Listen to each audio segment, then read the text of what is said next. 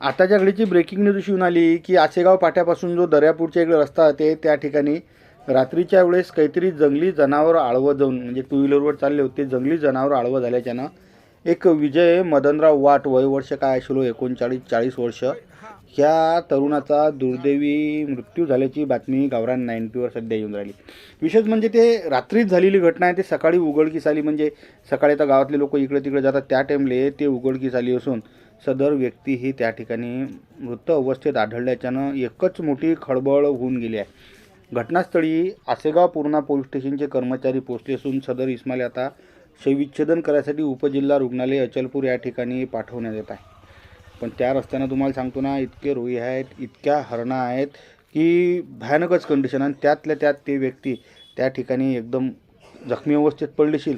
रात्रीचा थंडीचा टाईम, त्याच्यात त्या व्यक्तीचा दुर्दैवी घात झाल्याची घटना उघडकीस आली आहे. एकदम सर्वसाधारण कुटुंबातल्या व्यक्तीचा अचानक गेल्याच्यानं त्याच्या कुटुंबावर एक आघात झाला असून सदर व्यक्तीले म्हणजे त्याचा आता घटनास्थळाचा पंचनामा केला आहे आणि त्याला आता शवविच्छेदन करायसाठी अचलपूरच्या उपजिल्हा रुग्णालय या ठिकाणी आणलं असून त्या परिसरात वन्य प्राण्यानं एवढा मोठा काही हौदोस करून टाकला आहे.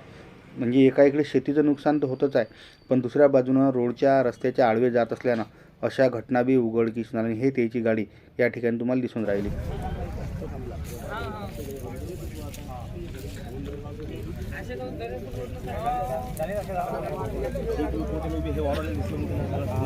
रस्त्याने बघून नाही गेले. होय हा थोडंसं ते झाड झाडाची